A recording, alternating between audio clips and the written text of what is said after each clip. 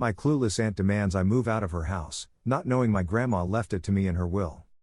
For context, I'm a 25-year-old guy who's been living in my late grandmother's house for the past 3 years. My grandma passed away when I was 22, and I was devastated. She practically raised me after my parents died in a car accident when I was 8. We were incredibly close, and losing her felt like losing my last real family member. Now, I have an aunt, let's call her Karen, because of course. Karen is my dad's sister, and she's always been.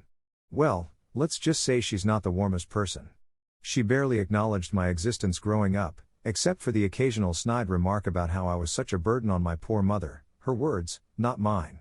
Karen has 2 kids of her own, both older than me, who are basically carbon copies of their mother. When Grandma died, Karen swooped in like a vulture, already talking about how she was going to sell the house and what she'd do with the money. I was still grieving, so I didn't really process what she was saying at the time. The funeral came and went, and then it was time for the will reading. I'll never forget the look on Karen's face when the lawyer read out that Grandma had left the house to me. Her jaw literally dropped, and her face turned an impressive shade of red. The will stated that I could live in the house rent-free for as long as I wanted, and if I ever decided to sell it, the proceeds would be split 70-30 between me and a local animal shelter that Grandma volunteered at. Karen, of course, threw a fit. She started screeching about how unfair it was, how she was the real family, and how I had probably manipulated Grandma in her old age.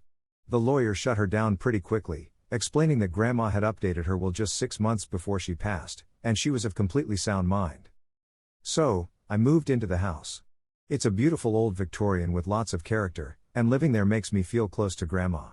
I've spent the last 3 years fixing it up, painting, and generally making it my own while still preserving the things that made it special to her. Karen, meanwhile, has been stewing in her anger this whole time.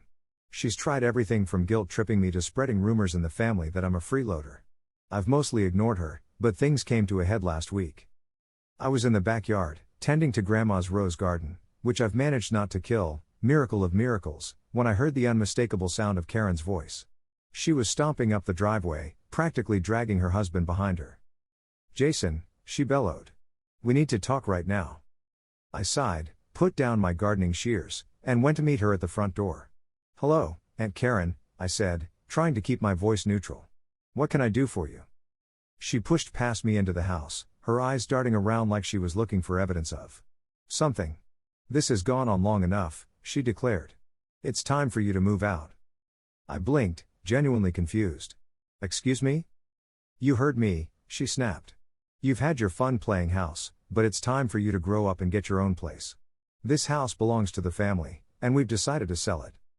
I couldn't help but laugh, which only seemed to infuriate her more. "Karen," I said, "I don't know if you've forgotten, but Grandma left this house to me. It's mine." She waved her hand dismissively. "That was just a temporary arrangement. Surely you didn't think you could stay here forever? You're not even real family, you're just the kid my brother got stuck with." Now, I'm generally a pretty calm person, but that comment made my blood boil. "Not real family?" I repeated. "I was more of a family to Grandma than you ever were. When was the last time you even visited her before she died? Called her? Sent her a birthday card?" Karen's face flushed, but she plowed on. "That's irrelevant. The point is, this house is too big for one person. It's selfish of you to keep it all to yourself when we could sell it and split the money." I took a deep breath, reminding myself that losing my temper wouldn't help. "Karen," I said slowly, as if explaining to a child, "the house is mine. Legally. There's no temporary arrangement.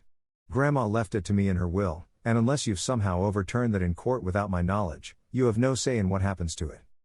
She narrowed her eyes. "We'll see about that.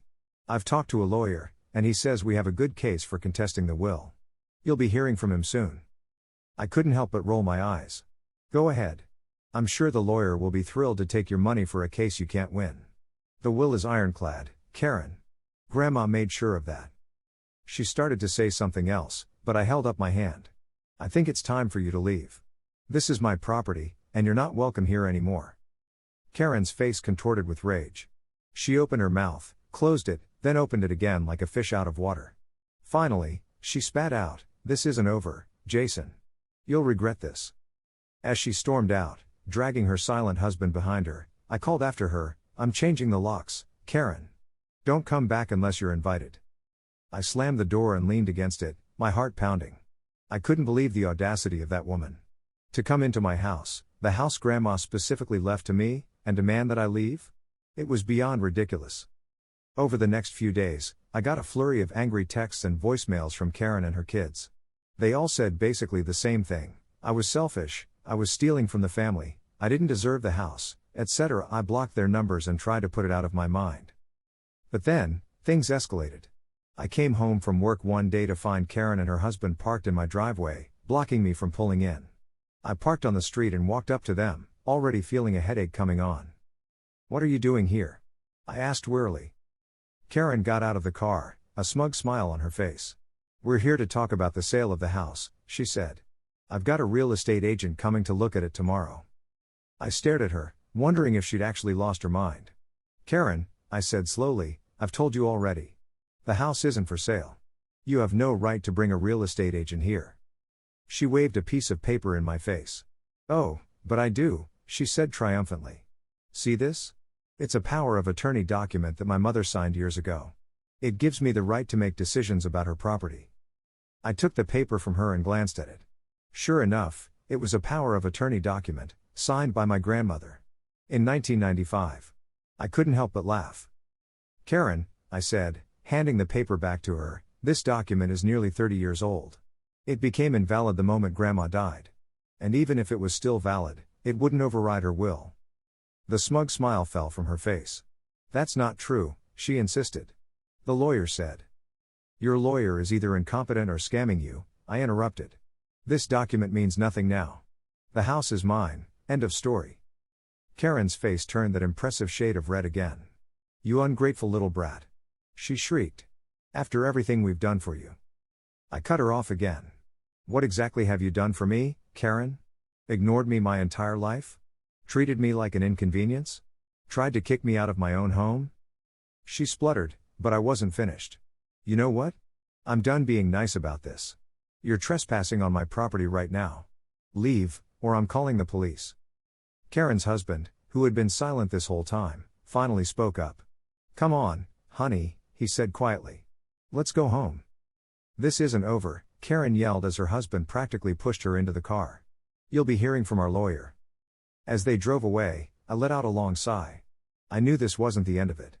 Karen was like a dog with a bone, she wouldn't let this go easily. Sure enough, the next day, I received a letter from a law firm representing Karen. They were contesting the will, claiming that I had unduly influenced my grandmother. I couldn't help but laugh at the absurdity of it all. I immediately forwarded the letter to my own lawyer, who assured me that their case had no merit. But Karen wasn't done. Over the next few weeks, she launched a smear campaign against me and the family. Suddenly, distant relatives I hadn't spoken to in years were calling and messaging me, asking why I was being so selfish and greedy. I tried to explain my side of the story, but most of them had already made up their minds. The final straw came when I arrived home one day to find a for sale sign in my front yard. I was livid. I marched over to Karen's house, she lives about 15 minutes away, and pounded on the door. When she answered, looking annoyingly pleased with herself, I didn't give her a chance to speak. "What the hell do you think you're doing?" I demanded. "You have no right to put a for sale sign on my property." She crossed her arms, that smug smile back on her face. "Oh, but I do," she said. "You see, I've been doing some research. Did you know that if a property is abandoned, family members can claim it?" I stared at her, dumbfounded. "Karen," I said slowly, "I live here. How could it possibly be abandoned?" She waved her hand dismissively. "You're barely ever there. Always at work or out with friends. That house is sitting empty most of the time. It's practically abandoned." I couldn't believe what I was hearing. "That's not how abandonment works, Karen. I live there. I sleep there every night. I get my mail there. It's my legal residence." "We'll let the courts decide that," she said, starting to close the door. I put my foot in the doorway, preventing her from shutting it. "Listen to me very carefully," I said, my voice low and angry. "You are harassing me. You are trespassing on my property. If you don't stop this nonsense immediately, I will be forced to take legal action against you. Do you understand?" For the first time, I saw a flicker of uncertainty in her eyes. But it was quickly replaced by her usual arrogance. "You wouldn't dare," she sneered. "We're family." I laughed humorlessly. "Family? You've never treated me like family a day in your life. As far as I'm concerned, you're nothing more than a nuisance. A parasite trying to take what isn't yours. Her face contorted with rage. How dare you speak to me like that? I'm your elder, you should show some respect. Respect is earned, I shot back. And you've done nothing to earn it. Now, I'm going to say this one last time, leave me alone. Take down that for sale sign, call off your lawyers, and stop spreading lies about me to the family. If you don't, I promise you'll regret it. With that, I turned and walked away, ignoring her shouts behind me. When I got home, I immediately called my lawyer and filled him in on everything that had happened. He advised me to file for a restraining order against Karen, which I did the next day. To my relief, the judge granted the restraining order. Karen was legally prohibited from coming within 100 feet of me or my property. The for sale sign came down, and the harassment stopped. For a while. But Karen wasn't done yet. A few weeks later, I received another letter from her lawyer. This time, they were claiming that my grandmother wasn't of sound mind when she made her will. They had evidence, which I'm sure was completely fabricated, that she had been showing signs of dementia. I was furious. Not just because of the continued harassment, but because they were trying to tarnish my grandmother's memory. Grandma had been sharp as a tack right up until the end. The idea that she had dementia was laughable. I decided it was time to fight fire with fire. I gathered all the documentation I had, the will, the lawyer's notes from when the will was made, Grandma's medical records showing she was of sound mind, and I countersued Karen for harassment and defamation. The day of the court hearing arrived, and I was a bundle of nerves. But as soon as I saw Karen swagger into the courtroom, acting like she'd already won, my resolve strengthened. I was not going to let her win. The hearing was interesting, to say the least. Karen's lawyer presented their evidence of Grandma's supposed dementia, which consisted mainly of statements from Karen and her children about how Grandma had seemed confused in her last years. My lawyer quickly tore these apart, pointing out that none of them had visited Grandma more than once or twice a year. Then it was our turn. We presented the medical records, sworn statements from Grandma's doctors and caregivers, and even a video of Grandma from just a month before she died, where she clearly stated her wishes for the house to go to me. The judge listened to both sides, then took a short recess to consider his decision. When he came back, he didn't mince words. Mrs. Karen's last name, he said, I find your claims to be without merit and, frankly, borderline fraudulent. The evidence clearly shows that your mother was of sound mind when she made her will. Furthermore, your actions towards your nephew constitute harassment and defamation. I'm dismissing your case and upholding the restraining order against you. Additionally, I'm ordering you to pay Mr. my last name's legal fees. I couldn't believe it. I had won. Completely and utterly won. Karen, of course, didn't take it well. She started screaming about how unfair it was, how the judge was biased, how she'd appeal. The judge threatened her with contempt of court if she didn't calm down, and her lawyer practically dragged her out of the courtroom. As I left the courthouse, I felt like a weight had been lifted off my shoulders. The house was mine, unequivocally. Karen couldn't bother me anymore. I had won. When I got home, I sat on the porch swing that Grandma and I used to sit on together. I looked out at her rose garden, now in full bloom, and I could almost hear her voice. You did good, kiddo, I imagined her saying. You stood up for yourself. I'm proud of you. I smiled, feeling tears prick at my eyes. Thanks, Grandma, I whispered. I miss you. As for Karen? Last I heard, she's telling anyone who will listen that I stole her inheritance and turned the family against her. Most people just roll their eyes and ignore her now. Her own kids have apparently distanced themselves from her, embarrassed by her behavior. Me? I'm enjoying my life in the house that Grandma left me.